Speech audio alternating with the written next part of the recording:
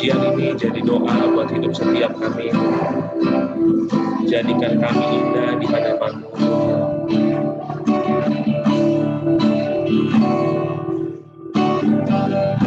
Datang ya dalam hari memandang keindahan-Mu. Ku berikan segalanya, semuanya yang ada. Ku ingin menyenangkan hati-Mu, oh Tuhan. Ku datang ya Bapa, ku datang ya Bapa, dalam hari memandang keindahan-Mu. Ku berikan segalanya, semuanya yang ada, dan ku ingin menyenangkan hati-Mu, oh Tuhan. Jadikan aku indah yang Kau pandangku, berikan seturut karya-Mu, seturut karya-Mu di dalam hidupku. Ajarku berharap hanya kepada-Mu, taat dan setia kepada-Mu.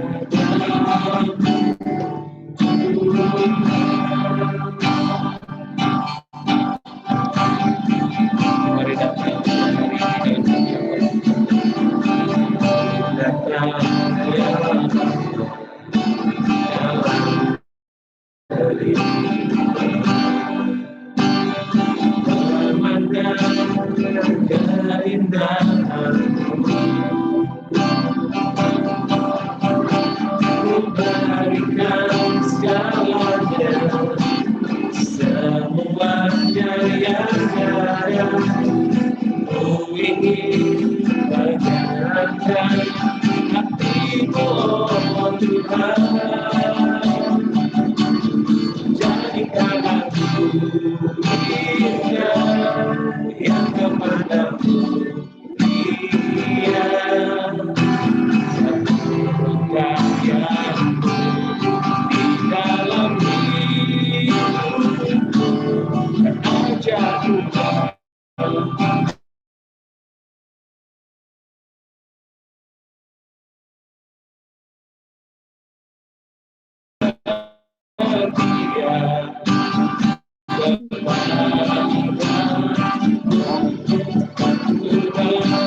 jadikan kami indah Tuhan, jadikan kami indah yang Kau pandang, dia satu karya-Mu di dalam hidupku. Ajarku berharap hanya kepada-Mu, taat dan setia kepada-Mu. Mari kita berdoa, jadikan aku indah yang kepada-Mu, dia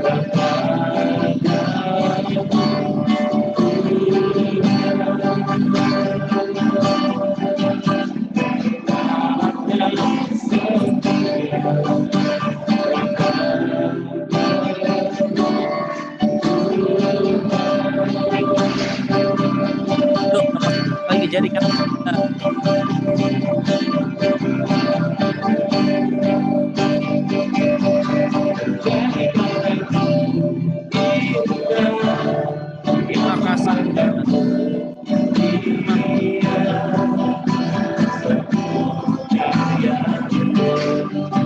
Dari yang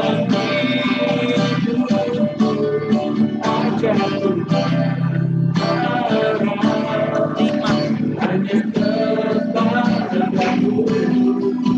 mau taat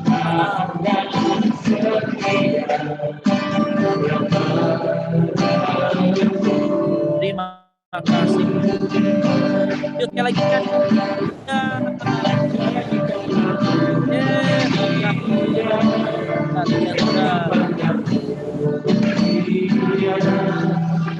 Turut semua karya biar digenapi Tuhan. Seluruh kasih-Mu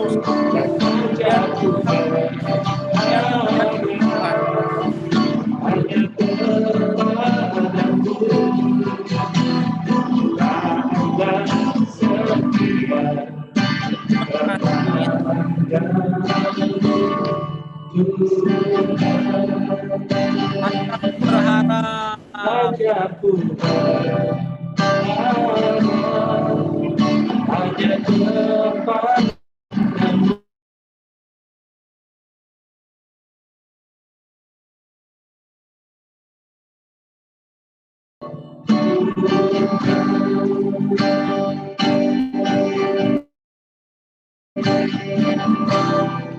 terima syukur ini berdoa yang ilahi bisa disampaikan. Jadilah pada hidup kami yang Kau kehendaki, sehingga semua maksud-Mu, semua rencana-Mu betul-betul terjadi di dunia lewat hidup kami, Tuhan.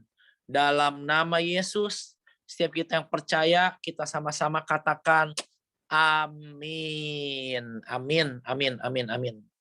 Amin, saudara. Suara saya terdengar dengan jelas saat ini? Jelas gak? Jelas. Jelas ya? Gak ada gaung-gaung yang aneh ya? Semuanya oke ya?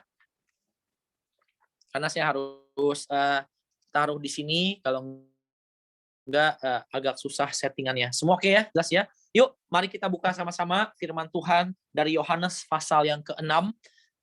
Kemarin pagi saya berdoa, lumayan saudara di sini bisa ambil waktu ya, berdoa lama mumpung ada kamar yang Tuhan sediakan dan pemerintah wajibkan ya. Kalau pemerintah nggak wajibkan, saya juga pasti udah pulang, saudara. Jadi ya sekalian kayak gini, Tuhan baik, kamarnya lumayan bagus lah menurut saya ya. Mau lihat ya? Ini saya kasih lihat sedikit. Kemarin siapa tuh ada yang nuduh-nuduh saya nampang katanya. Ya. Nah, tuh ya, oke ya.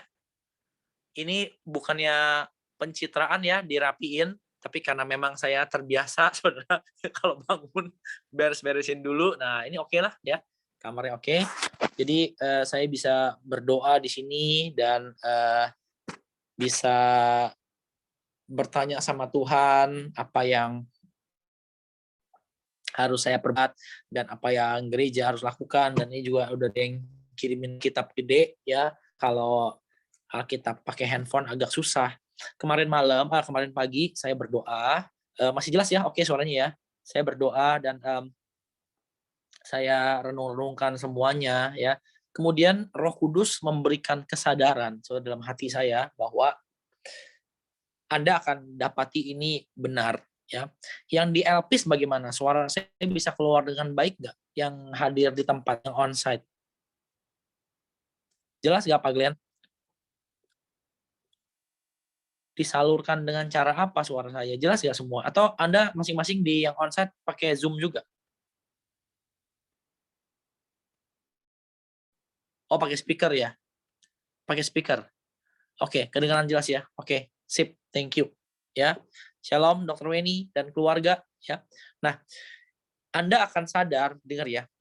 Salah satu hal yang paling susah sebetulnya di dunia ini salah satu struggling kita, pergumulan kita yang paling sulit adalah, dan kalau kita bisa menang dari hal ini, itu luar biasa.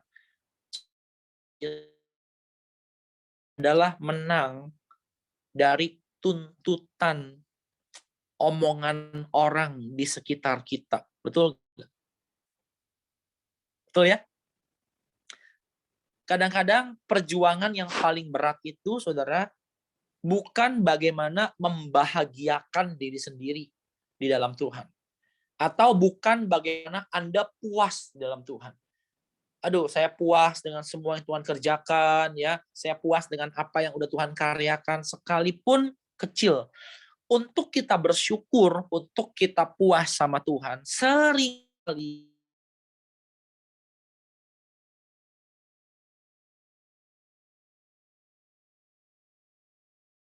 orang di sekitar kita.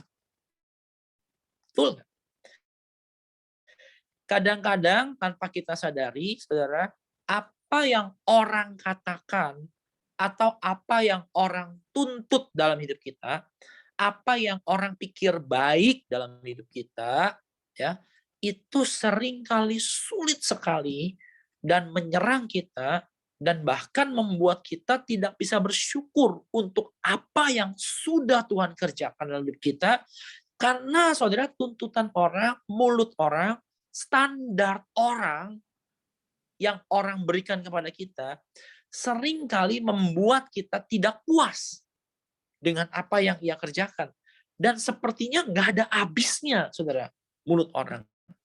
Kalau Anda menang dari mulut orang, Anda menang dari tuntutan orang lain, saudara akan sadar, sebetulnya biar bagaimanapun juga, Ia adalah Tuhan yang sudah baik dalam hidup kita sebetulnya. Dengan semua yang Dia sediakan, dengan semua yang Dia kerjakan, sebetulnya Ia Tuhan yang baik. Tapi repotnya manusia itu selalu menambah-nambahkan.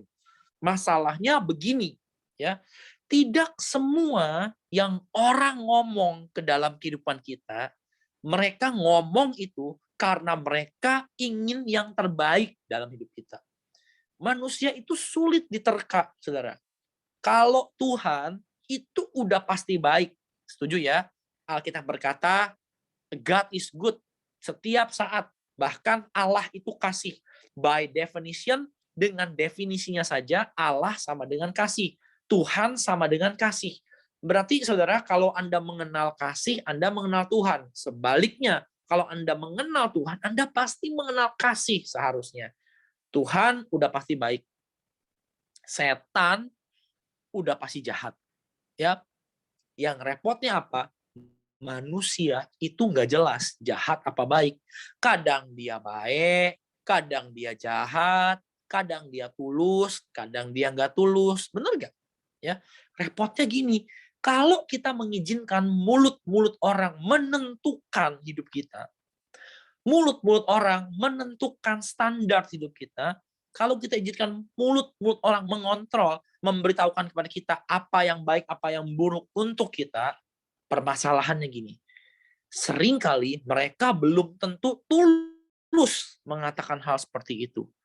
Maaf ya, tapi pada kenyataannya, banyak orang memberikan nasihat, memberikan penilaian, keluar dari rasa iri mereka. Betul nggak? Contoh, misalnya, saudara, ya, manusia mau menghina Anda, manusia mau merendahkan Anda. Sehebat apapun hidup Anda, sekeren apapun hidup Anda, kalau manusia mau menjatuhkan Anda, ia selalu akan mencari apa yang kurang dalam kehidupan Anda. Benar nggak? Dan yang kurang itu dia pakai untuk menunjukkan, tuh, kamu tuh masih lemah, tuh, aduh, lu harusnya begini dong, harusnya begitu dong.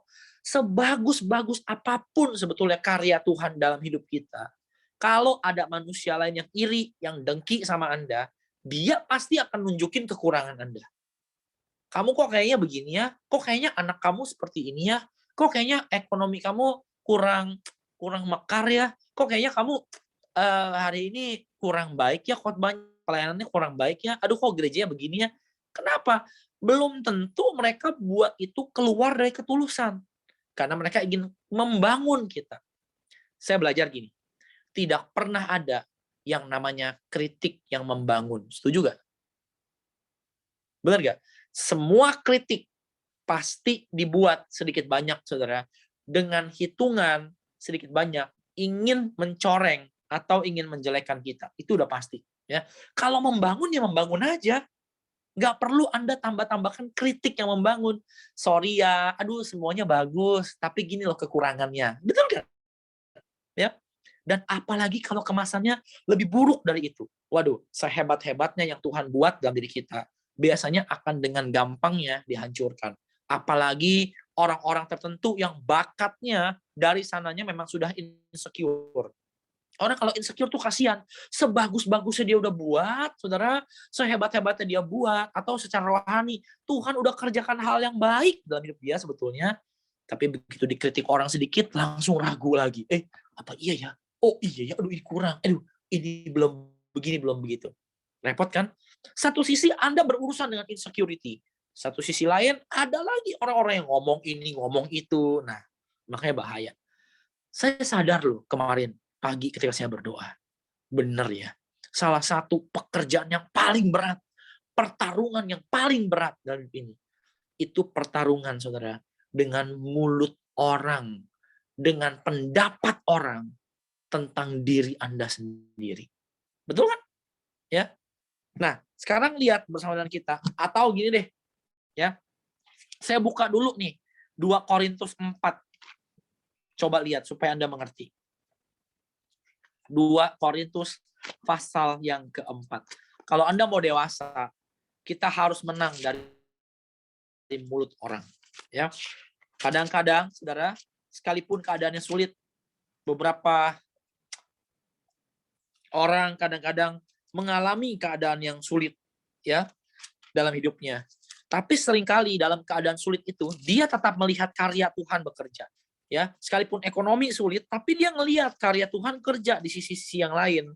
Oke, repotnya gini, kalau lagi sulit, ditambah lagi, saudara. Melihat penilaian dari orang. Wah, kelihatannya kok orang lebih hebat. Kelihatannya orang lain lebih baik. Nah, hari ini, sama-sama, yuk kita belajar membungkam semua mulut manusia yang masuk ke dalam diri kita. Dan juga menutup mata kita dari melihat hal-hal lain, saudara, selain memandang Tuhan. Amin. Ada lagu bagus ya, Terry McElman. You'll be my dream, come true, just to be with you. Bukan nih? How I see brand new with eyes for only you. Ketika mata kita hanya melihat apa yang Tuhan kerjakan dalam diri kita. Dan menutup mata kita dan telinga kita dari semua mulut dan penilaian orang. Di situ Anda akan kuat. Di situ Anda akan mengalami Tuhan. Amin.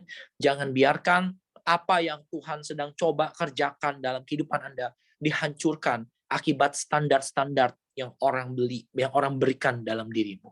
Oke? Apapun yang kamu alami saat ini, percayalah kalau memang kamu telah menyerahkan hidupmu sepenuhnya ke dalam tangan Tuhan.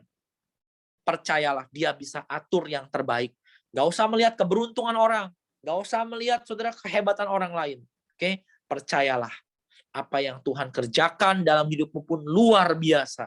Dan semuanya pasti ada maksudnya. Amin. Ya. Lihat 1 Korintus pasal yang keempat bersama-sama dengan saya. Coba lihat. Ayat yang pertama sampai dengan ayat yang kelima. Ya, oke? Saya akan bacakan buat Anda. Nanti kita akan buka Yohanes yang ke-6. 1 Korintus pasal yang keempat, ayat yang pertama sampai dengan ayat yang kelima. Oke?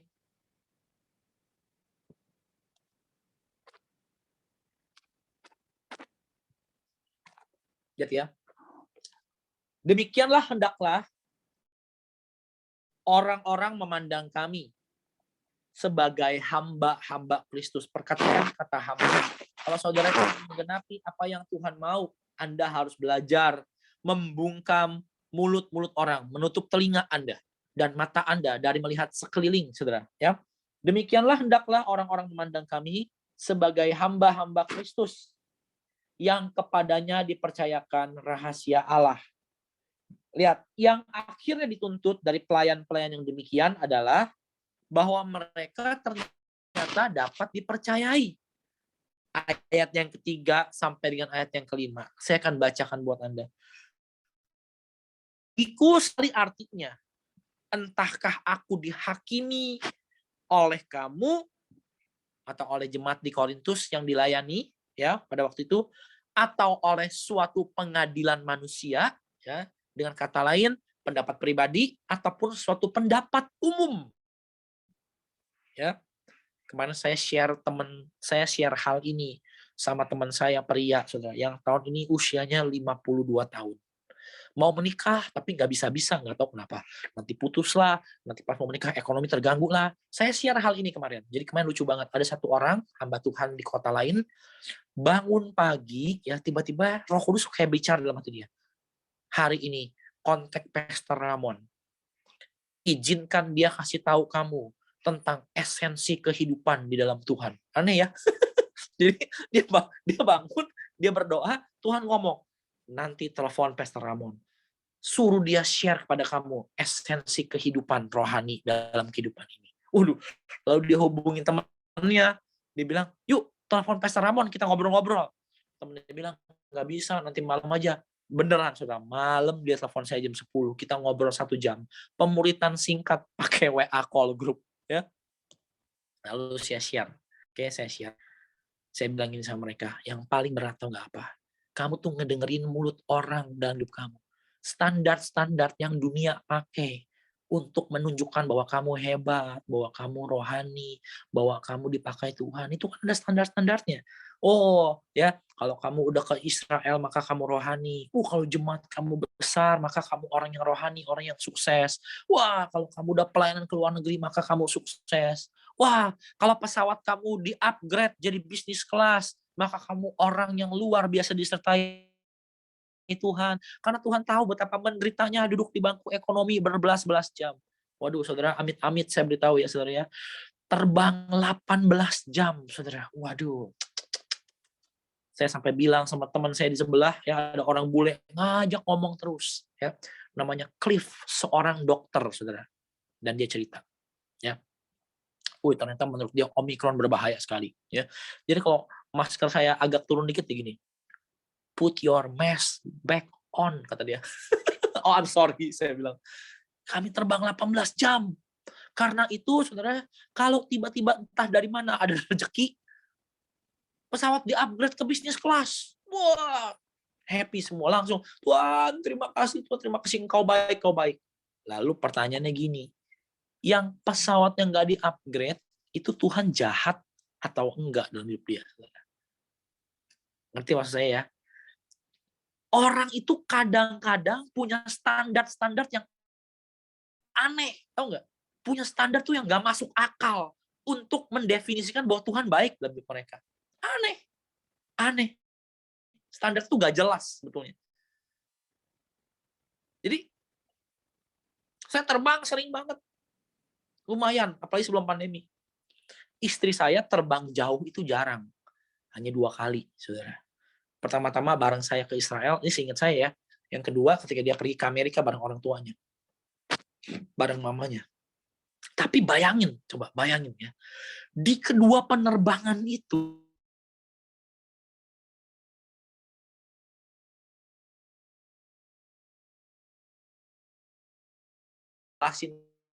saya ya yang mintakan supaya dia bisa pergi ikut sama-sama ya saya juga.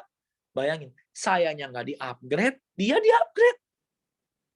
Coba, kalau Anda jadikan upgrade pesawat terbang sebagai bukti bahwa Tuhan menyertai hidup kamu, waduh, kamu bisa stres, saudara. Bayangin, waktu saya pergi sama istri saya, itu mungkin saya udah ke Israel udah 6 atau 7 kali loh. Betul, pergi sama dia mungkin ke 8 atau ke 7 kali. Bayangkan, coba, dengan setia hambanya ini pulang pergi Israel. Mesir, Israel, Jordania. Mesir, Israel, Jordania. Mesir, Israel, Jordania. Bayangin, sekali ajak dia, yang ajak saya. Dia malah enak-enakan duduk di bisnis kelas Emirates. Sudah bayangkan, saya di mana? Di belakang. Di kelas ekonomi. Nah, kalau saudara jadikan patokan bahwa di-upgrade pesawat terbangnya sebagai standar bahwa Tuhan baik dalam hidup kamu, wah kamu stres pasti. Makanya saya memutuskan sekali lagi, nggak pernah foto-foto apa-apa, saudara. Di Facebook, di Instagram, apalagi saya nggak pakai Instagram sama sekali. Ya, kalau yang teman-teman yang follow saya, maaf, saya udah nggak pernah update foto kurang lebih 6 tahun yang lalu. Ya, itu pun bro kita yang ajarin bro Ricky untuk buka Instagram. Sampai hari ini saya nggak pakai itu. Karena orang itu berpikir bahwa, waduh, dia disertai Tuhan, wah saya ditinggalkan Tuhan. Itulah standar yang orang buat. Ya, lanjut. Saya sampaikan ini kepada pemuritan singkat lewat WA call kemarin. Dan ada salah satu teman kami, ya, belum menikah, usianya 52 tahun, saudara, tahun ini. Langsung dia teriak, betul, ini pastor luar biasa, betul ini, betul. Oh, termasuk juga menang dari standar orang yang berkata, 50 tahun udah harusnya kawin, udah harusnya punya anak, udah harusnya gini. Wah, kayak gitu, saudara. Segala kesamaan dalam cerita hanya kebetulan belaka, ya. Kalau Anda 50 tahun, Anda mendengarkan ini dan Anda belum menikah, tidak apa-apa, tenang aja, saudara. Amin, ya. Itulah standar yang orang miliki. Nah, jadi Alkitab berkata, Paulus berkata gini, sebagai hamba-hamba Tuhan, setiap kita hamba Tuhan, ya, kita itu mesti menang dari mulut orang. Ayat yang ketiga, sedikit sekali aku dihakimi oleh kamu, teman dia pribadi, jemaat dia pribadi. Yang kedua, atau oleh suatu pengadilan manusia. Ingat ya, manusia itu punya pengadilannya sendiri. Ada standar penghakiman. Benar nggak? Oh, kalau lu 40 udah married, punya anak, that's it, lu normal, centang. Oh, lu 40 udah married, udah punya anak, dan udah punya rumah pribadi, centang, normal. Oh, lu 40 udah punya anak, udah punya rumah pribadi, udah bisa ke Singapura, centang, normal. Berarti digaris bawahi, dihitung skornya 6,5. Lumayan diberkati. Betul kan? Udah boleh bersyukur. Karena apa? Karena di usia 40 tahun, udah married, udah punya anak, udah punya rumah pribadi, dan udah pernah keluar negeri. Lumayan. Kalau Anda 40 tahun, udah married, udah punya anak 2, udah punya rumah pribadi, udah keluar negeri jauh-jauh, liburan udah jauh-jauh, hebat, mobil-mobil bagus, nilainya 7,5. Udah cukup diberkati. Lalu kalau Anda 40 tahun, punya rumah, punya anak 3, punya mobil pribadi yang bagus, keluar negerinya sering, saudara, ya, pelayanannya tanda kutip kelihatannya baik dan sukses, wah, skornya 8,5. Sangat diberkati. Itu apa? Itu standar pengadilan manusia. Manusia yang memutuskan karena pengalamannya, karena apa yang dia pikir baik, dia memberikan standar tentang hidup yang seharusnya kalau memang Tuhan menyertai hidup Anda. Ada nggak di Alkitab? Sorry, nggak ada. Maaf, tidak ada, saudara. Ya. Nah, Paulus berkata apa? Sedikit artinya. Bahkan nggak ada artinya. Kamu mau ngomong apapun juga. Pengadilan manusia mau ngomong apapun juga. Ya. Dan lihat ini yang dahsyatnya. Lihat. Semua dengar ya. Ya lihat nih. Malahan diriku sendiri itu tidak aku hakimi. Dengan kata lain apa? Dia coba bilang, aku sendiri aja tidak menilai diriku. Aku sendiri memutuskan tidak mau tahu apa yang aku nilai, apa yang aku putuskan tentang diri aku sendiri. Kalau hakim kan memutuskan perkara. Ditimbang-timbang, dinilai-nilai, oke, berhasil. Ditimbang-timbang, dinilai, gagal. Paulus berkata, hatiku sendiri aja gak mau menilai apa-apa tentang diri aku sendiri. Gak ada urusannya. Pendapatku, standarku, apa yang aku pikir tentang berkenan dan gak berkenan, apa yang aku pikir tentang sukses dan tidak sukses, tidak relevan. Nangkap ya? Lihat ayat yang keempat. Lihat ayat yang keempat. Sebab, nih lihat nih, memang aku tidak sadar akan segala sesuatu. Lebih tepatnya lagi nih, sebab memang aku tidak pernah menghitung akan segala sesuatu. Bukan bukan karena itulah aku dibenarkan. Aku ini dibenarkan bukan karena perhitungan aku bahwa asik gue udah benar, asik gue udah sukses, asik lu tahun ini gue disertai Tuhan, tahun lalu enggak. Ingat tahun lalu kita belajar dengan keras bahwa di bawah, di atas, dalam segala musim, jangan pernah merasa Tuhan tidak menyertai kamu. Benar gak?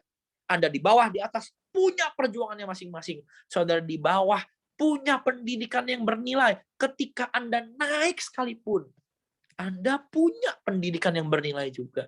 Dan di bawah, di atas sama-sama bisa jatuh. Di bawah dan di atas sama-sama bisa saudara tidak berkenan.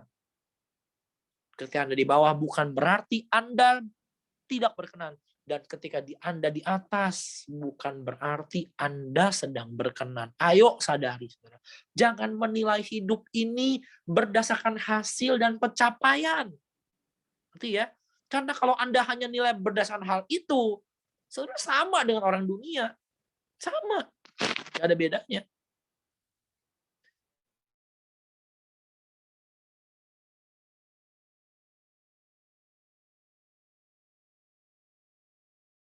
Saudara.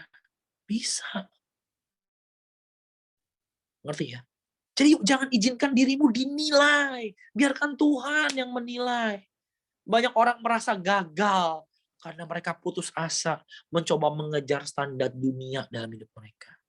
Karena itulah kami punya di gereja ya, ada pelayanan yang istri saya rintis, pelayanan single mom. Waduh, saya senang sekali. Ya, yuk single mom ngumpul ya. Saya kepengen bicara di single mom. Oke, kepengen banget melayani kalian-kalian yang single mom. Ya, yang mengalami hidup yang begitu broken karena perceraian, yang sebagian, sorry tuh saya, tapi saya mau bilang kayak gini, sebagian bukan salah kamu. Benar. Anda tahu nggak? Ya, manusia itu dengar ya, yuk semua dengar. Saya kepengen semua yang ibadah online benar-benar dengerin ya, jangan sembarangan main nyalain aja kemudian pergi nggak tahu kemana sambil masak sambil ngegoreng. Ayo, ibadah adalah ibadah, dengar ya. Manusia itu begitu senang nyalain dirinya sendiri, saudara. Bahkan saya bisa bilang mereka itu kecanduan nyalain diri sendiri. Sampai kemarin saya baca, saya kaget loh ya. Ada orang di video saya nonton, nanti kalau saya ketemu saya share kepada Anda. Ada orang yang dilecehkan secara seksual, perempuan, saudara. Jadi dia belajar karate, dia belajar taekwondo, dia belajar bela diri, tapi tetap aja ketika dia mau dilecehkan, itu dia nggak bisa gerak sama sekali, dia kaget. Yang lecehin banyak orang, dia bilang ini ya, dia bilang, saudara, itu dia dipegang-pegang badannya, dilecehkan oleh banyak pria, saudara. Dan dia tuh cuma diem aja, nggak bisa ngapa-ngapain, katanya. Anda tahu dia merasa menyesal sekali, dia merasa begitu hancur hidupnya. Dia merasa begitu gagal hidupnya karena pelecehan itu. Dan dia bilang seperti yang saya siapkan tuh gak guna, saya belajar karate, saya belajar taekwondo, itu seperti gak guna. Di momen itu saya merasa menyesal. Anda tahu nggak? Dia bilang gini, setiap kali dia ngaca, dia bercerita, apalagi sebelum dia mandi dan ganti pakaian, dia bilang gini, apa yang salah ya dengan diri saya ya? Apa tanpa sadar saya berpakaian terlalu terbuka sehingga mengundang orang untuk melecehkan saya? Apa saya dandan terlalu menor? Apa saya nggak mendengarkan nasihat teman saya ya yang waktu itu mencoba menjaga saya? Bayangin. Udah korban pelecehan aja, masih nyalahin diri sendiri. Ngeri nggak coba? Manusia itu senang sekali menghakimi dirinya sendiri. Manusia itu senang sekali tanpa sadari, saudara. Aduh, pukul-pukul di sini, saya kenapa. Seperti seolah-olah hidup ini tuh cuma dia doang yang tangguh. Ingat, minggu kita belajar apa? Bagi Tuhan gak ada yang mustahil. Betul gak? Anda harusnya meletakkan pengharapan Anda itu lebih berat ke dalam Tuhan, bukan ke dirimu sendiri. Bukti bahwa kamu masih menyalahkan diri sendiri, itu adalah bukti bahwa kamu terlalu berharap kepada dirimu sendiri. Yang padahal itulah yang Tuhan coba ambil dari hidup kita. Pengharapan kepada diri sendiri. Ngerti ya? Kita itu kecanduan untuk nilai diri sendiri. Makanya Paulus berkata, apa? Aku nggak menghakimi diriku sendiri. Aku nggak sadar akan segala sesuatu. Ayat yang keempat. Tetapi bukan karena itu aku dibenarkan. Aku dibenarkan Tuhan, aku dikasihi Tuhan, bukan karena aku menilai diri aku sendiri dengan pintar. Bukan karena aku membereskan diri aku sendiri. Maka Tuhan membenarkan aku. Bukan. Dia yang menghakimi aku. Ialah Tuhan. Amin nggak, saudara? Amin? Ya. Mau nggak kita berhenti menilai diri kita sendiri? Baik itu menilai dengan sombongnya bahwa kita udah sukses. Atau sebaliknya, menilai dengan rendahnya bahwa Tuhan gagal bekerja di diri kita. Atau bahwa kita gagal, saudara. Mengambil bagian yang terbaik Tuhan. Mau nggak? Ya.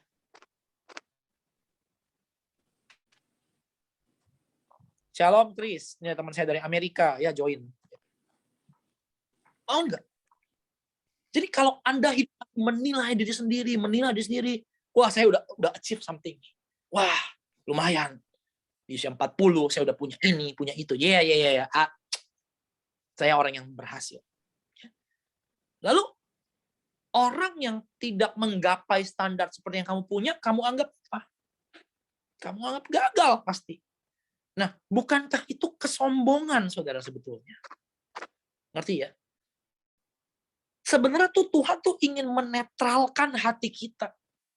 Ketika kamu berhasil, kamu gak sombong, karena kamu tahu itu pekerjaan Tuhan, dan Tuhan punya rencana dalam setiap keberhasilan kamu. Sebaliknya, ketika kamu mengalami kegagalan, kamu pun gak hancur. Kenapa? Karena Tuhan pun sedang mengajar kamu. Karena itu Paulus berkata gini, aku nih bahkan gak menghakimi diri aku sendiri, aku gak menilai diri aku sendiri. Ayat yang kelima, lihat. Karena itu, janganlah menghakimi sebelum waktunya. Nanti ya.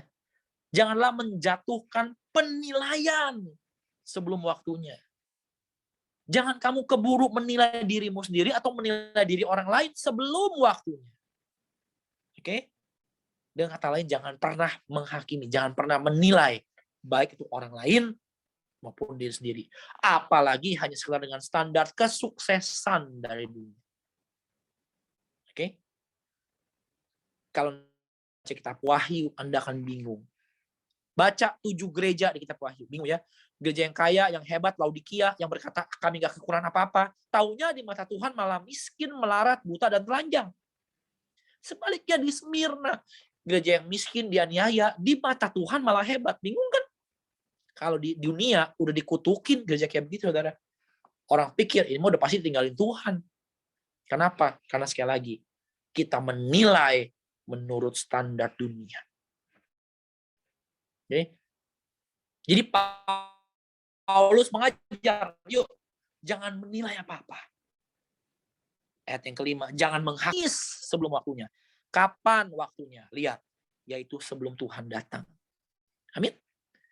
Jadi sebelum Yesus sendiri turun ke dunia dan memberikan penilaian tentang diri kita dan tentang orang lain, mari kita bungkam mulut kita dari ngomongin yang enggak-enggak, baik kepada orang lain dan juga pada diri sendiri, saudara. Lihat.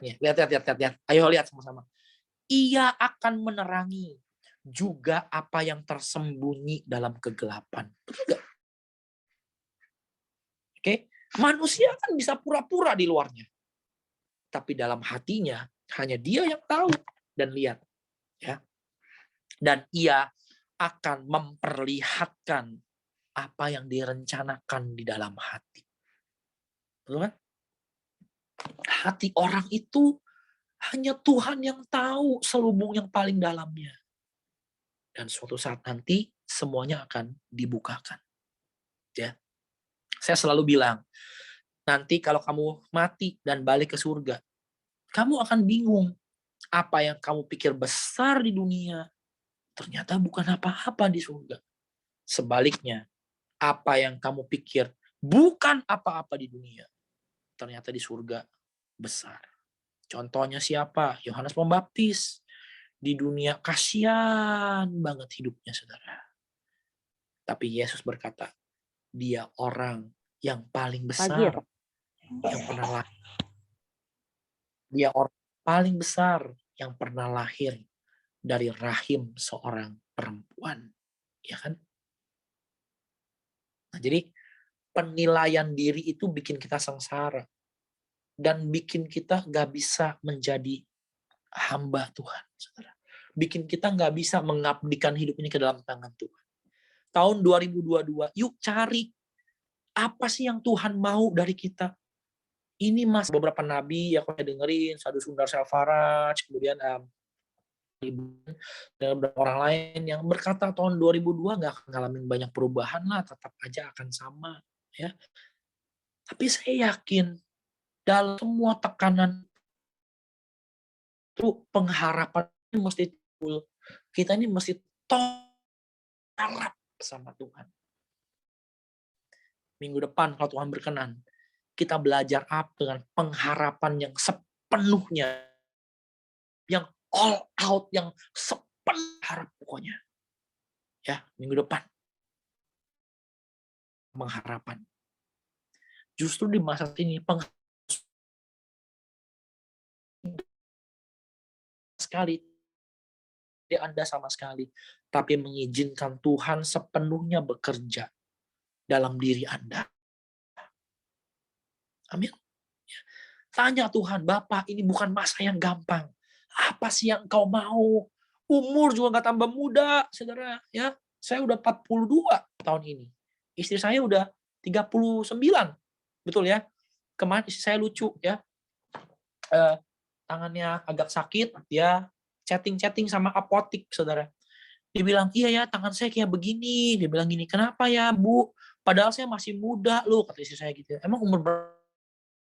Tiba-tiba dia sadar, oh iya ya, udah nggak terlalu muda juga sih, udah mau 40. Lalu ibu apoteknya bilang, sama, saya juga 40, katanya. Ya udah nggak muda lagi. Banyak dari kita tuh yang lelah, yang capek. Kenapa? Karena saudara mencoba memenuhi standar dunia. Mencoba memenuhi mulut orang. Mencoba memenuhi tuntutan mertua dalam hidup kamu. Capek. Capek. Akhirnya apa? Karena kita begitu sibuk mencoba menuntut hidup kita untuk memenuhi standar dunia, kita kehilangan apa yang Tuhan mau dalam hidup kita. Betul kan? Anda nggak bisa melayani Tuhan dan melayani dunia di saat yang bersamaan. Tidak bisa, saudara. Nggak bisa. Anda harus putuskan, mau berkenan sama Tuhan atau mau berkenan sama dunia. Anda yang harus putuskan. Oke, kalau Anda mau berkenan sama Tuhan dan nanti pulang ke surga dengan kemenangan yang luar biasa, mau masuk ke dalam finish line. Ayo saudara, 2022 minta, Bapak aku mau masuk ke dalam garis akhir. Aku mau selesai. Minta. Kalau Anda mau menyelesaikan tugas ya Tuhan, saudara harus buang apa yang dunia tuntut, apa yang orang tuntut. Anda harus tutup telinga Anda dari apa yang orang nilai, supaya jalan Anda bisa lurus menggenapi apa yang Tuhan mau. Oke, kalau saya sibuk menjadi hamba Tuhan, menjadi gereja yang seperti dunia sekarang, waduh saudara, capek, melelahkan, penuh dengan persaingan, penuh dengan intrik, penuh dengan adu-aduan hebat, adu-aduan tanda kutip kelihatan diberkati. Benar nggak? Ya, kan adu-aduan tuh, adu-aduan kelihatan diberkati. Kalau nggak ya siapa yang mau dengar? Kalau setiap hari saya posting, malam hari ini makan sama ikan asin, terpujilah nama Tuhan. Besok saya posting lagi, makan sama ikan asin lagi yang kemarin, dan sayur yang kemarin berdua dengan Tuhan sebagai sarapan. Mana ada yang mau dengar khotbah saya nantinya? Betul kan? Akhirnya orang, puas semua berlomba-lomba menampilkan dirinya hebat. Supaya apa? Supaya audiens tambah banyak. Wah, itu mengerikan. Kalau kita gereja ke arah sana, mengerikan, saudara, mengerikan. Mengerikan. Anda bisa hebat di dunia, tapi belum tentu berkenan di mata Tuhan. Amin. Ya. Hari ini saya bersyukur Tuhan pelihara saya, Tuhan pelihara kami. Ya, kami punya rumah tangga yang baik, saudara. Kami punya banyak hal yang baik yang Tuhan kerjakan. Tapi saya belajar untuk tidak sekedar memancing orang dengan hal-hal seperti itu. Tapi saya mau ikut apa yang Tuhan mau. Hari ini belajar untuk tidak menilai diri Anda. Kalau Anda orang-orang yang berkata, Bapak, aku pernah berdoa lu untuk hidup aku ini, aku serahkan sepenuhnya ke dalam tangan Tuhan. Tapi kok Tuhan tahun-tahun ini jadi berantakan ya Tuhan, kenapa ya Tuhan ya? Belajar percaya bahwa Ia sedang bekerja jauh ke dalam hatimu, menimbulkan engkau sebagai emas yang murni. Jangan takut sama setiap proses, setiap perjalanan naik turun kehidupan. Kalau memang di hati kamu menyerahkan hidupmu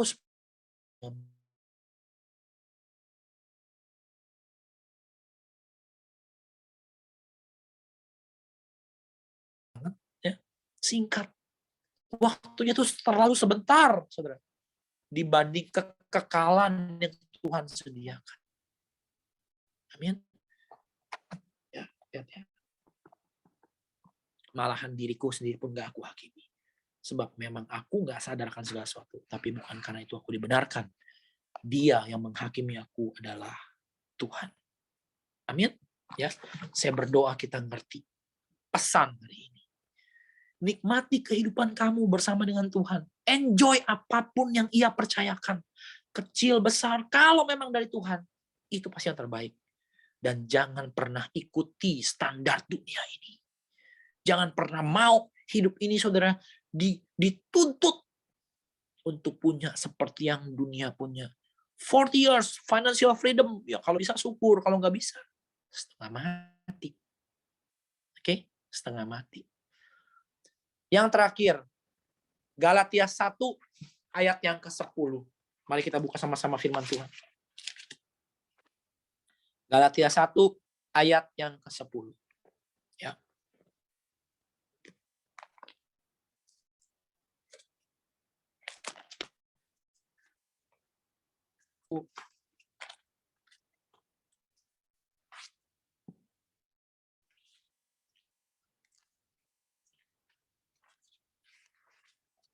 Ayat yang ke-10. Saya akan bacakan buat setiap kita.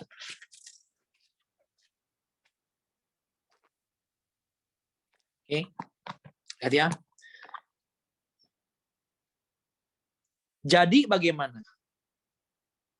Adakah ku cari kesukaan manusia atau kesukaan Tuhan? Adakah ku coba berkenan kepada manusia?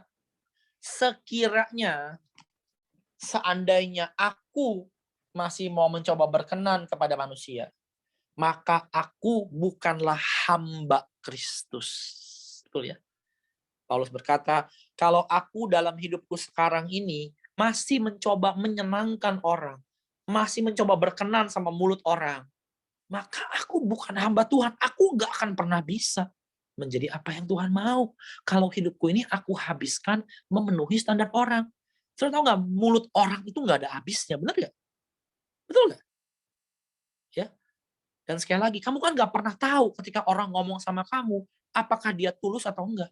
Apakah dia ngomong sebagai teman yang tulus, sebagai gembala yang tulus, atau dia ngomong karena dia mau sesuatu, karena dia mau menjatuhkan, karena dia iri hati, karena dia dengki, karena dia nggak kepengen kamu kelihatan baik, karena dia selalu ingin meragukan akan kasih Tuhan dan kamu nggak pernah tahu. Saya share sama teman-teman saya yang kemarin, saya bilang hati dengan siapa kamu ngomong dan kamu kasih akses masuk ke dalam telinga kamu. Gak semua orang itu bisa ngomong dengan ketulusan karena ia ingin suka aja ngelihat kita dan kepengennya tuh kayak ngejatuhin aja, betul? Jadi saudara hati-hati dengan mulut orang tentang Anda, tentang istri Anda, tentang anak-anak Anda, kecuali Anda tahu bahwa dia tulus. Nanti ya. Dan sekali lagi, kalau Anda ikut mulut orang, gak pernah ada habisnya. Capek. Tadi saya bilang, karena itu kita punya pelayanan single mom. Orang-orang yang single, yang bercerai, yang udah punya anak single mom, maksudnya udah bercerai ya. Karena mereka perlu tahu, mereka bukan warga kelas 2. Karena kalau di gereja kan kesannya yang udah cerai itu kayak warga kelas 2. Hidup kayak udah gak ada harapan. Apalagi yang perempuan. Saya mau bilang, no, kamu masih punya harapan. Dan sebagian besar bukan karena kesalahan kamu. Nangkep? Jadi hari ini jangan menilai dirimu. Jangan menghakimi dirimu. biarkan kamu dengar penilaian yang dari Tuhan. Karena itu bergaul dengan Tuhan. Baca firman Tuhan supaya Anda ngerti. Berdoa. Anda bangun, serahkan hidup untuk Tuhan. Kalau nggak ngerti mesti gimana, pastor, gampang. Bangun, melek mata. Jangan ngapa-ngapain dulu. Doa, Bapa, di dalam nama Tuhan Yesus, hari ini kehidupanku, semua yang terjadi setiap jam, setiap menit, aku percayakan ke dalam tangan-Mu. Keberhasilan, kegagalan, aku percayakan ke dalam tangan-Mu. Amin. Ya, serahkan hari Anda ke dalam tangan Tuhan. Serahkan. Sudah percaya nggak? Saya tadi mau khotbah yang sama, tapi dari ayat yang berbeda. Ternyata malah pakai ayat ini. Ya, tadi saya mau buka Yohanes 6. Buktinya apa? Saya serahkan ke dalam tangan Tuhan dan Tuhan tuh kerja. Tuhan kerja. Saya senang dengan teknologi sekarang ya. Semua khotbah saya tuh bisa direkam. Kadang-kadang tuh saya dengerin lagi. Iya juga ya, benar ya. Ya, seperti itu saya kayak orang lain. Orang lain langsung bisa begini, saudara, ke samping ini. Wow, Mon, lu khotbah bagus itu. Tadi khotbah bagus lu, Mon. Bayangin, coba. Karena ini bukan semata-mata hasil karya saya, enggak. Tuhan kerja. Ia mengerjakan dengan ajaib. Dan saya pun yang ngomong pun diberkati karena Roh Kudus ngalir keluar. Karena hari ini saya udah serahkan ke dalam tangan Tuhan. Berhasil ya berhasil. Kalau gagal sekalipun, saya percaya Tuhan punya rencana. Amin. Amin. Ya. Galatia 1 ayat 10. Adakah aku cari kesukaan manusia? Akankah aku habiskan hidupku ini untuk menyenangkan orang terus? Ngikuti standar orang terus? Ngikuti semua yang orang tuntut? Sehingga kalau orang tuntut apa? Aku mulai ragu akan pekerjaan Tuhan. Orang tuntut begini, aku mulai ragu. Ya. Akankah harus Tuhan mencari kesukaan Tuhan? Oke. Sekiranya aku masih mau mencoba berkenan kepada manusia, maka aku bukanlah hamba Kristus. Oke. Saya akan coba bacakan beberapa terjemahan buat Anda dari ayat ini ya. Ini akan sangat powerful sekali. Oke. Sebentar saya cari dulu. Ini pun saya nggak merencanakan, tapi saya merasa Tuhan taruh saudara untuk saya bacakan ini dalam beberapa terjemahan supaya kita mengerti maknanya yang lebih full. Oke ya. Kita lihat ya. Galatia 1 ayat 10 dari beberapa terjemahan saudara. Saya akan bacakan aja. Buat siap kita.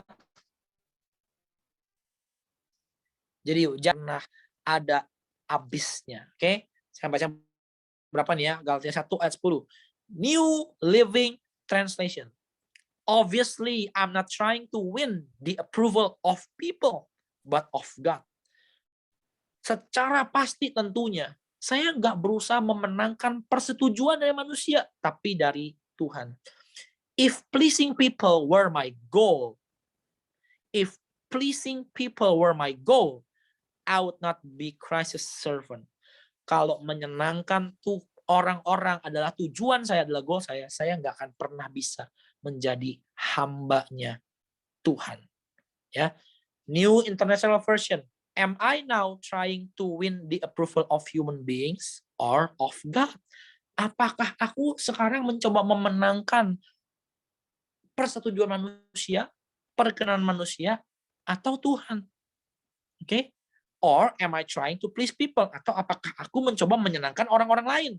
If I were still trying to please people, sekiranya saya masih mencoba menyenangkan manusia, I will not be a servant of Christ. Aku nggak akan bisa menjadi hambanya Tuhan. Amin. Amin ya. Saya berdoa Anda ngerti. Salah satu cara yang paling powerful di masa-masa di mana kita mau menggenapi apa yang Tuhan mau, saudara, adalah dengan menutup telinga kita dari mulut-mulut orang yang meletakkan standar-standar tertentu dalam diri kita. Oh, kamu harus seperti ini dong, mestinya begini dong, maka Tuhan berkenan. Yang kedua, tutup mata kita dan buka mata kita untuk Tuhan. Lakukan visi dan bagian Anda tanpa peduli apa yang manusia tuntut dari engkau. Belajar berkenan sama Tuhan. Ketika engkau melakukan yang terbaik, lakukan yang terbaik karena engkau mau menyenangkan Tuhan. Ketika engkau beri yang terbaik karena engkau mau menyenangkan Tuhan. Saudara. Bukan karena engkau takut atas apa pendapat manusia. Ketika kau mau melayani, ketika kau punya visi tertentu, kau menjadi seperti tertentu, buat yang terbaik. Karena kau ingin berkenan dengan visi yang Tuhan taruh dalam hidupmu. Yuk hari ini, satu, jangan hakimi diri kita. Jangan nilai diri kita. Ingat ya, setiap kita ahli menilai diri sendiri. Setiap kita kecanduan dengan rasa bersalah, menyalahkan diri sendiri, pasti salah saya, pasti salah saya. Oh ya. Bahkan bukan cuma korban pelecehan seksual aja. Beberapa korban perkosaan sekalipun. Kerap kali banyak yang menyalahkan dirinya sendiri. Dia merasa layak untuk diperlakukan seperti itu karena dia merasa dia salah. Aduh, harusnya saya nggak terlalu tepe-tepe ya mungkin. Aduh, saya ada hal yang saya salah katakan. Bayangkan. Manusia itu gila dalam hal menyalahkan diri sendiri, menjudge diri sendiri. Dan itu stres, itu melelahkan, tahu nggak? Itu harus dipatahkan dalam nama Yesus dan percaya Tuhan ampuni kita, Tuhan terima kita, dan Tuhan bisa atur hidup kita lebih dari apapun yang terbaik yang kau bisa buat. Amin. Belajar, saudara. Belajar. Karena itu ayat pegangan kita. Dalam nama Yesus. Ya. Yuk, buka sekali lagi. Tolong istri saya atau Gwen ya yang mengoperasikan. Ya. Buka sekali lagi. Yesaya 42. Ayub 42 ayat yang pertama. Sekali lagi. Terakhir. Dan kita akan selesai. Minggu depan. Kita sambung dengan pengharapan. Amin. Yesaya 42 ayat yang pertama. Mari kita baca sama-sama. Jadikan ini ayat pegangan kita di tahun ini. Dan saya mau lihat sesuatu yang ajaib ketika kamu udah kosong. Ketika kamu udah nggak menghakimi dirimu sendiri. Ketika kamu udah nggak lagi menjudge dirimu sendiri. Dan keluar dari guilty feeling. Aduh saya gagal, aduh saya salah. Harusnya begini, harusnya begitu. Aduh, mau ngomongin salah mah banyak, saudara. Ya, nggak ada orang yang nggak berdosa. Bedanya ketahuan apa nggak ketahuan itu doang. Oke, bedanya kelihatan apa nggak kelihatan itu doang. Nggak ada orang yang nggak cacat. Semua orang broken di dunia ini. Bedanya cacatnya di mana? Itu doang. Kelihatan apa nggak kelihatan. Tapi semua orang penuh dengan kekurangan. Justru Anda yang bukan apa-apa, makin Anda nempel ke Tuhan, di situ yang ilahi bisa terjadi. Tuhan nggak butuh kehebatan kita. Amin. Ya. Yesaya 42 ayat yang pertama. No. Ayub, sorry, salah ya. Ayub 42 ayat yang pertama. Bukannya saya. Saya berdoa jadikan ayat ini pegangan kita sepanjang tahun ini. Oke? Ayub 42 ayat yang pertama. Jadikan ini pegangan kita, saudara, sepanjang tahun ini. Ya. Dan lihat Tuhan berkarya.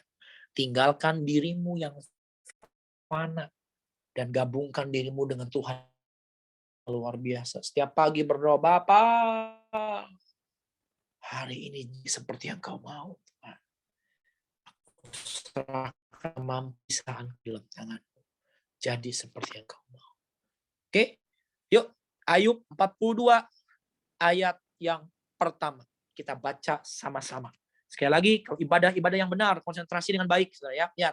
Maka jawab Ayub kepada Tuhan. Lihat ya, aku tahu bahwa engkau sanggup melakukan segala sesuatu. Dan tidak ada rencanamu yang gagal. Amin. Pegang ayat ini. Bangun pagi, Tuhan, engkau yang sanggup melakukan segala sesuatu. Aku mah terbatas. Tapi engkau yang sanggup melakukan segala sesuatu. Dan tidak ada rencanamu yang gagal. Apa yang kau firmankan, pasti terjadi. Yang penting kita tahu apa yang dia firmankan. Yang penting kita tahu harus menempatkan diri kita di mana. Karena itu bersekutu dengan dia, bergaul dengan dia. Ikut doa 10 hari nanti sama-sama. Ya. Supaya kita makin kenal dia, makin peka. Karena udah terbiasa mendengar suara dia. Terbiasa hidup dalam atmosfer kehadiran Tuhan dalam hati kita.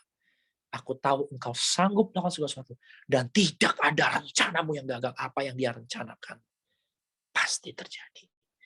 Jangan sekedar dengar doa dari nabi-nabi yang gak jelas, saudara. Bisa jadi, bisa enggak. Nanti kalau begini jadi, kalau begitu enggak jadi. Jangan dengar kayak gitu. Dengar yang pasti yang dari Tuhan. Apa sih yang dia mau dalam hidup saya? Amin. Baca sama-sama sekali lagi. Ini ayat pegangan kita, ya. Kalau mau tambahkan Lukas 1 ayat 37 luar biasa yang minggu kita bahas. Bagi Tuhan tidak ada yang mustahil. Amin.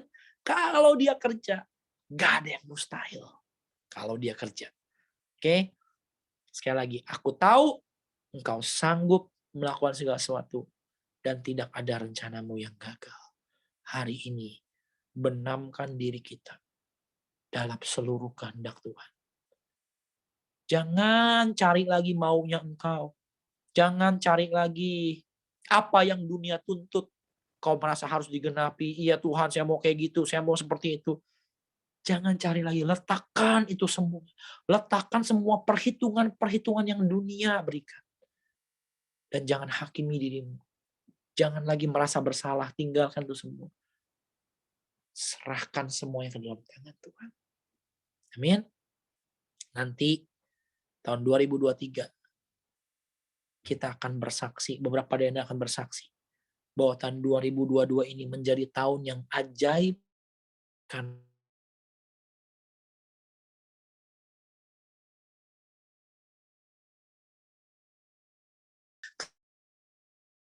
kesuksesan, perasaan, aduh kita tuh terlalu baper banget, amit-amit benar-benar. Ampun ya, apa-apa kita, saya salah, saya benar, saya berhasil, saya gagal, apa-apa kita mulu, kapan Tuhan ya saudara, apa-apa kita. Ya kan? Baper banget. Tinggalkan semuanya, kosong, setiap pagi kosong. Bapak, di bawah, di atas, sukses gagal, aku udah klaim hari ini, engkau sanggup langsung satu. Kalau engkau buat, kau buat, engkau nggak buat, ya udah. Kalau engkau nggak buat, aku belajar yang lain. Aku belajar yang lain. Aku belajar yang lain. Kalau kau kerjakan ajaib, hasil aku bisa bagi-bagikan. Aku bisa memuliakan engkau. Kalau engkau nggak berikan pun, aku akan tetap memuliakan engkau. Ketika Anda sukses, Anda bisa memuliakan Tuhan. Oke? Hasilmu Anda bisa bagikan. Anda bisa dukung pekerjaan Tuhan. Anda bisa nikmati dengan keluarga. Tapi ketika engkau nggak sukses pun, Anda memuliakan Tuhan. Belajar setia. Benar nggak? Ya. Orang yang mati karena sakit di dalam Tuhan, tetap memuliakan Tuhan. Tetap, saudara. Menunjukkan kesetiaan dalam hidupnya. Yang ngalamin mujizat pun tetap memuliakan Tuhan. Amin. Tinggalkan yuk baper-baper, nggak guna, nggak jelas. Tinggalkan yuk standar-standar orang. Yuk jangan lagi merasa bersalah mulu. Orang yang gampang merasa bersalah, ketika berhasil akan gampang sombong dan akan merasa sukses. Udah pasti itu, nggak mungkin enggak. Sama-sama dosa, dua-duanya saudara tahu. Ya. Yuk tinggalkan semua itu yuk. Dan bilang sama Tuhan, tiap pagi aku mau kosong, aku mau kosong, aku mau kosong, aku mau kosong. Biar engkau yang kerja. Karena Tuhan, aku tahu engkau sanggup melakukan segala sesuatu. Dan tidak ada rencanamu yang gagal. Mulai hari ini dalam nama Yesus, kamu gak memandang rendah dan gak memandang tinggi lagi. Standar apapun. Semuanya tidak kamu nilai. Karena yang menilai adalah Tuhan. Amin. God bless you all. Mari Glenn, silakan pimpin kita semua lagu yang tadi lagi. Saya mau berdoa buat Anda. Ya.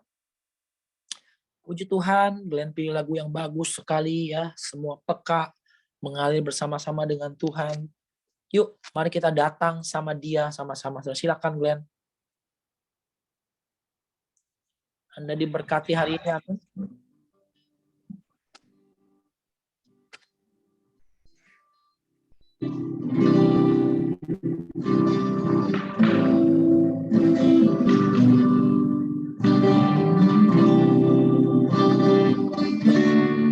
Sama lagi.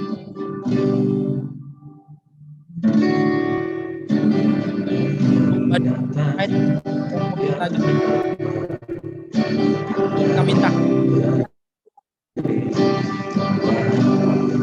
hadirin yang ilahi yang ilahi ku berikan segalanya, dan standar dunia. semuanya yang ada.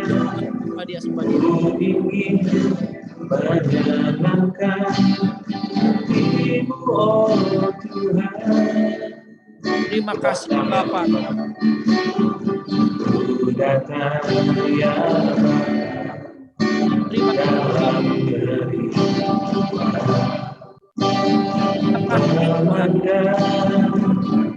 keindahan. Ku berikan segalanya, Terima kasih Tuhan. semuanya yang ada.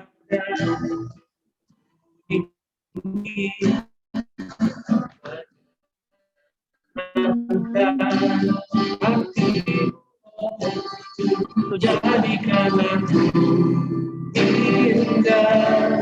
yang Thank you. Jadi seluruh karyamu di dalam hidupku, ajarku berharap hanya kepadamu. Akan setia kepadamu, Tuhan. Jadikan aku indah yang memandang dia, seluruh karya jadikan kami, Tuhan jadikan kami. ajarku Yes. berharap hanya kepadamu. Taat dan setia. Terima kasih Tuhan. Yuk sekali lagi sama-sama yuk, jadikan aku indah. Yuk jadikan aku indah. Biar kami kosong. Pikiran ini disiplin. Pikiran ini disiplin Tuhan. Pikiran ini disiplin, Tuhan disiplin. Pikiran ini disiplin Tuhan. Tidak menilai lagi. Kosong.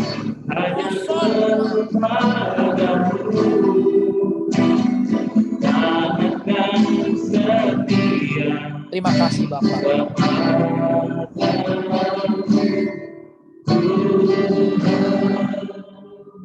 Terima kasih Tuhan. Terima kasih Tuhan. Terima kasih Tuhan.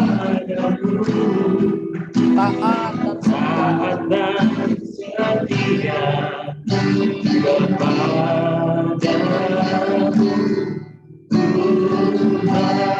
Yuk, saya mau ajak setiap kita berdoa sama-sama yuk saudara. Taruh tanganmu di atas dadamu sama-sama saat ini. Thank you Jesus. Yuk, di dalam nama Tuhan Yesus hari ini kami mau tinggalkan pikiran kami sendiri, perhitungan kami sendiri, penilaian kami sendiri Tuhan. Mulai hari ini hati ini dijaga Tuhan. Tidak baper lagi Tuhan, tidak gampang menilai lagi.